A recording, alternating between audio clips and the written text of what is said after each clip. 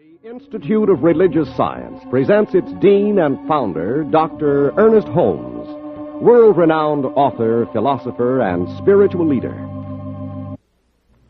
Friends, in the Colorado Rockies, there is a beautiful valley from which many fountains gush forth. Each fountain is different. More water comes from some than from others.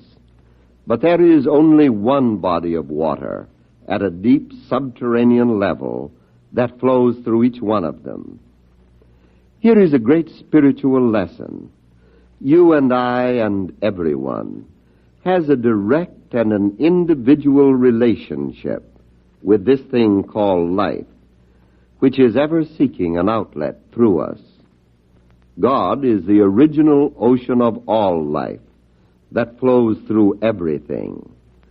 There is a divine pressure back of us that evermore seeks expression through us. And if there were nothing in us that inhibited or stopped its action, we would be whole. Remember, each of the individual fountains in the Rockies is supplied from one body of water. And the water that gushes through each fountain has a pressure within itself that causes it to flow upward with an irresistible force. This can be likened to our own spiritual natures.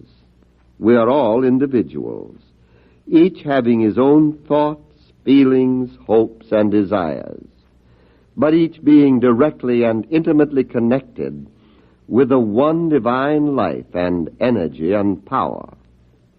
Each of us is a fountain of life. And yet how soon the flow from any fountain stops when something dams it up. Well, it is this way in our own lives. There is a God pressure back of us, a life force that is seeking outlet through us. There are many fountains, many individuals, but only one God pressure back of all. Our problem is not with the ocean of life, nor is it with the pressure that causes this life to flow through us. Our problem is with ourselves. Is our own channel clear, or have we blocked it? One of the most remarkable sayings of Jesus was that he of himself could do nothing. He said, "It is the Father within me. He doeth the works." Could we not say of each individual fountain, way up there in the high Rockies, could we not say that the fountain of itself could do nothing because the fountain is merely an outlet for the pressure back of it? Now let's suppose that we personalize these fountains and give to each one the power to block the flow of water through it. One fountain might say, "Well, I don't know whether there is enough water anyway. I am not certain that I am an outlet for this great ocean of life. I am not even certain that I believe that there is enough pressure in it to keep on flowing. Perhaps it will stop tomorrow." Another fountain might say, "I am so confused over everything, so uncertain, that I have just come to a point where I really don't know what's going to happen anyway." And another fountain might be so filled with fear that it blocked its own channel, while still another one might get jealous of the other fountains and gradually come to hate them. And let's make certain that these mental attitudes of the fountains actually could stop the flow of water through them. Let's make believe that this is true. Wouldn't that be about the way all of us are at times? Don't we become so frustrated with our little thoughts and our fears and doubts that it makes it almost impossible for us to let God flow through us with any joy of life? You see, our problem is never with God, who is the river of all life. Our problem is not with the divine pressure that seeks outlet through us. Our trouble is with ourselves. We are trying to be fountains all on our own, not realizing that each one of us is rooted in God, and that there is a power greater than we are, a pressure against our lives from a divine source, which is self-acting. When Jesus said that a power greater than he was operating through him, he knew exactly what he was talking about.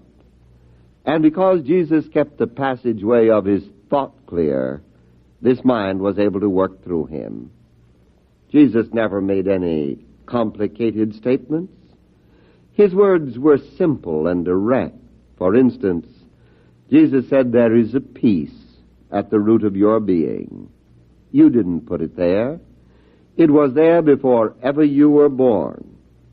And if you'll only stop being confused, this peace will flow through you like a river of life. He said there is a love at the center of everything. And if you stop hating, this love will flow freely through you. He said there is a fountain of life from which your life is drawn. And if you will unstop everything in your mind that congests this fountain, you will be whole. This was the foundation of his whole teaching. Clear your mind of everything that doubts the existence of God. Live as though love were the great reality. Bless everything. And then accept and let. The difficulty we have in accepting the teaching of Jesus is because it is so very simple. Do we really believe that there is one life? That life is God, and that life is our life right now. What we are just beginning to learn is that we have so blocked this life that it seems unwhole and imperfect, for even God must wait our invitation to his presence. Suppose we consider another illustration from nature, and let's think of a great body of water high up in the Sierras. Now it is our desire to use this water to irrigate the valleys and make the desert bloom and produce fruit. We have learned that by a natural pressure within itself, which we call gravitational force, this water will flow from the high mountain tops down into the valley. But there are hills, perhaps there are mountains in the way. In the early days, when they brought water down into Rome, they built long channels around the mountainside. And of course this was done with very great and terrific labor. And then there came a time when someone discovered that water by its own pressure will reach its own level. They discovered that if they would connect a pipe with a high level, they could run the pipe down through the valleys and up over mountains and hills. And provided they never tried to make the water go higher than its own level, they could deliver it anywhere and in complete volume. This was the greatest single discovery ever made in irrigation, and today we couldn't get along without it. But there is something else we should remember about bringing water down from the mountaintop. It makes no difference how large a body of water may be up there. The amount that will flow to any particular spot will always be limited by the size of the pipe through which it flows. If it is a 1-inch pipe, we shall have a 1-inch flow of water. If it is a 10-inch pipe, we shall be able to deliver a 10-inch flow wherever we want to. But in no instance do we force the water down. We don't push it, we don't pull it, nor do we draw it. It always furnishes its own pressure, just as though God were bringing it to us. But suppose someday we go up to open the head gate through which the water flows, and no water comes. What do we then do? Do we sit down and bemoan our fate? Do we lament and beat our breasts and say, woe is me? Or do we say, well, perhaps God doesn't want us to have any water today? Or do we question whether or not the water is withholding itself from us? We know very well that we don't do any of these things. What we do is to realize that somewhere the pipe is blocked. And so we follow it back and discover that perhaps sand has gotten into it, or mud or silt. And we open up the pipe and clear this out. Then we put the pipe together again, and at once the flow resumes. It is time for us to follow the pipeline of our existence back to its source, to find out what blocks it, and to loose it, to free it, that the flow may resume. It is time for us to let God do it. But before God can do it, we must clear our own minds of everything that hinders His doing it. We must keep the pipeline open and clear and let the water of life flow down into our lives. And remembering that anything in our thinking that is unlike our highest concept of good can clog the pipe. We must look to ourselves, and we must be very honest. If we find anything in our thinking that denies life, let us clear it away. We can stop being afraid if we want to. We can stop having resentments. We can stop all unkindness, and winnow out every doubt and gain faith through the simple practice of learning to believe. And here is right where faith and patience and being willing to try and keep on trying must be used. Anyone can say to himself every day, I am a fountain of life, and the living waters of God flow through me. Anyone can say to himself, I will express joy today. I will be happy. I will bring gladness and enthusiasm into every experience of my life. I will maintain a quiet confidence and peace and a sense of serenity, and I will be glad for the achievement of others and rejoice in their success. And anyone can learn to love people if he wants to. It is this kind of thinking that irrigates the dry places of life and brings laughter and joy into everything we do. It can bring health and freedom where there might have been sickness and bondage. It can bring abundance and prosperity where there might have been impoverishment. But there is one thing more that we must remember, that is this: it isn't enough just to know that the pipeline of our existence begins way up there in the high mountain tops, into which the hand of God is pouring the eternal waters of life. For this is our inlet to the divine. This inlet is forever established. We have to be certain that we also are an outlet to it. And it is only as the other end of the pipe is kept open that the water can flow. This is why Jesus told us that we must forgive if we would be forgiven. We must love if we would be loved. We must make others happy if we would be happy ourselves. We must give if we would receive. Sometimes we hug our little good too closely to ourselves, not being willing to cast it on the four winds of heaven, lest it shall not return. But Jesus said that the very act of giving will at the same time bring to us a receiving, good measure, well shaken down and running over, he called it. We have a little more to do then than merely to clear out the pipe that leads to the reservoir of life. We have to let the water flow through us. And it is only in this flow that we shall find joy in life. It is only the one who gives the most who gets the most.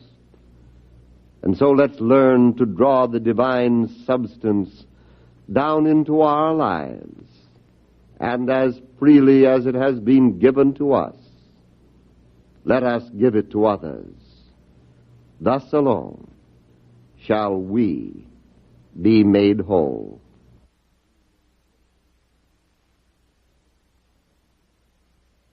Friends, if I had time to read paragraphs from the thousands of letters that come to us every month, I think you would get the thrill of your lives. I know that we who have the privilege of reading them do. But of course, it is impossible for such a great volume of mail to be sent around for everyone to read. The thing that interests me the most of all is the great note of faith and hope that runs through these letters.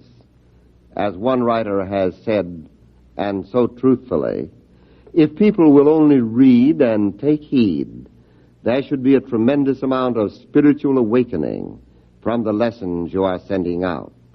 And I thank you from the depths of my soul. Why should we think that these results are remarkable? We don't think it is strange that a chicken can come out of an egg, or that an oak tree can come out of an acorn, all through an invisible process of nature, which you and I know nothing about whatsoever. But we have complete faith in it, because we know it works. Now, this is the kind of faith we need to have in this thing called life, and in the power greater than we are, that we are learning to use, and in affirmative faith, which Jesus told us is the way to pray. So remember, these lessons are not just something to be read. They are something to be studied and to be used. And please remember to write to us. We want to hear from you. We want to know about the results you are obtaining as you put this power for good to work in your lives. We want to know that you are joining with us joyfully in this great radio ministry. We confidently await your letters for this week. And so in this spirit of joy and confidence, let us take as the thought for our meditation today these words from Isaiah. Ye shall have a song as in the night, and gladness of heart, as when one goeth with a pipe into the mountain of the Lord. And let us see if we cannot take the pipe of faith and go into the mountain of the Lord, which is the secret place of the Most High within us, as each says quietly to himself, I am one with the infinite and the perfect Spirit, with the giver of all good and perfect gifts. I open my mind and my heart and my body to the inflow of this divine presence. My conscious acceptance of the fullness of the presence of God through joy and love flows out to bless those whom I would help, those with whom I would share this inner joy. And I decree that whomsoever I would bring into the scope of my thought is now blessed and healed through the presence of good which is within. The radiance of joy is in my own heart, and it brings happiness into the lives of those around me. The abundance that prospers me is that which supplies everyone with the good things of life. The light that warms the center of my being so shines forth that all may find guidance and warmth and comfort in its rays. This is the light that lighteth every man that cometh into this world. This is the fount from which springs the living waters of all life. There is a power for good in the universe greater than you are, and you can use it.